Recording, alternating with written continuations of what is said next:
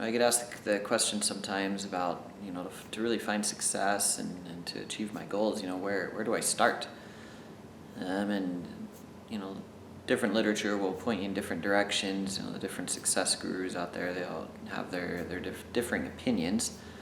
But really, between meditation and visualization and goals and all of the rest, uh, where I give people the advice and the suggestion to start is something that's seemingly simple. On the surface it seems really easy, but it's something that takes a little perseverance, and it can be kind of difficult. And that's just the principle of ownership. When I say ownership, I mean just taking ownership of your life, and accepting responsibility for really where your life is at, where you are at this moment, and all the different choices you've made in your life.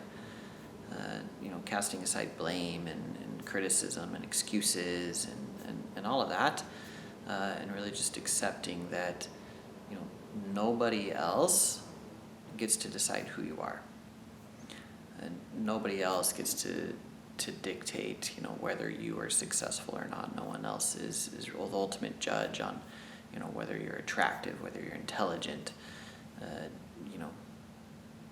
whether you're shy or outgoing, and none of that. Like, people will try and put you down, right? Society may try and put you down and tell you need to be a certain way, but ultimately you are the judge and jury.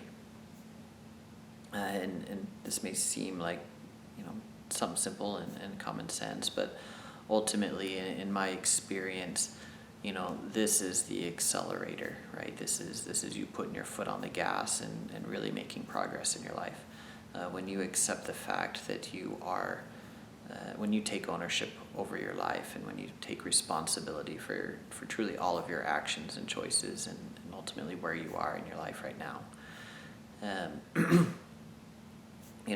To just relate this to my personal life, I've had varying degrees of success with this over the years. And ultimately, it's a principle I wish I had learned decades ago. I made excuses for where I was. I criticized others. I cast blame, for different things. As a graduate student at the University of Arkansas, I did not do well on my final defense of my thesis, and I cast blame on various people for that, and didn't take ownership for a while on the fact that I'm the one who wrote the paper, I'm the one who did the research, and so ultimately if I struggled in my first defense of that paper, who else is to blame, right? It's me. In middle school I was very shy, and who's at fault for that, right? Ultimately, that's just the fear of being rejected by others, right? Shyness is a fear that if I go speak to somebody, they may reject me, right? They may not want to talk to me. They may not like me for who I am and cast me aside, so to speak. And that's ultimately all shyness is.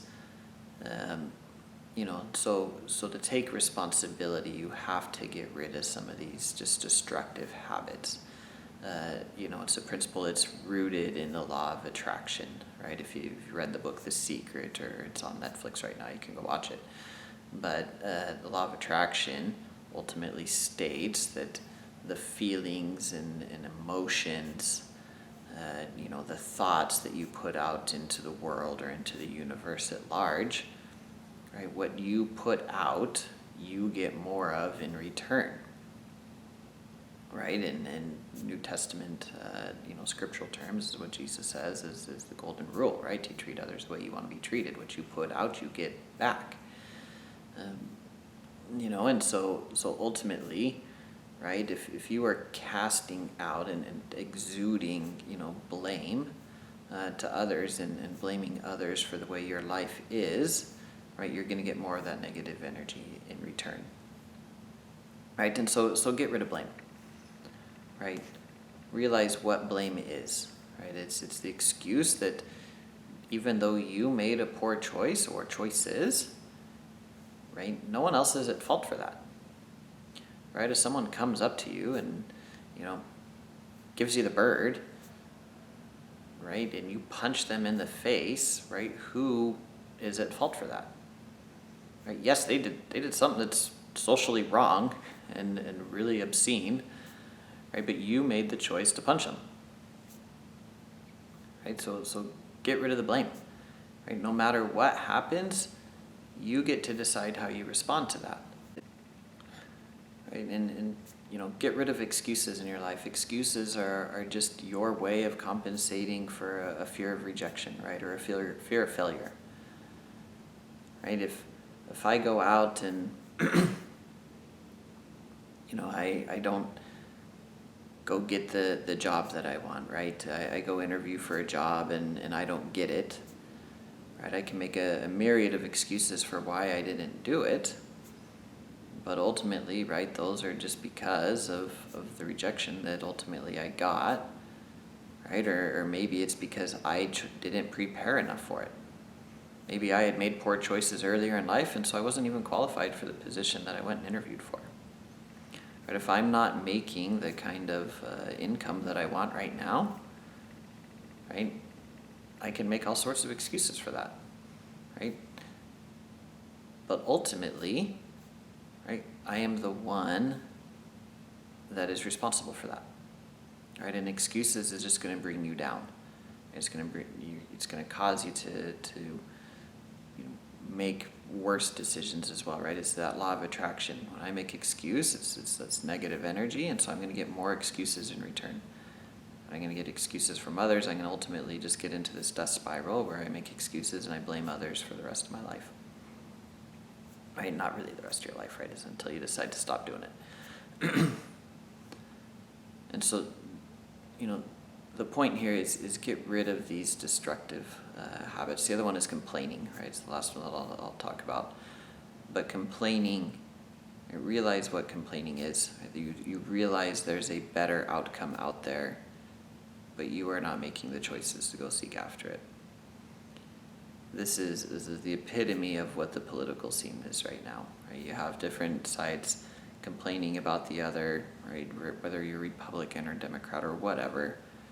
It's just this ongoing circle of destructive, negative energy constantly being bombarded by the media.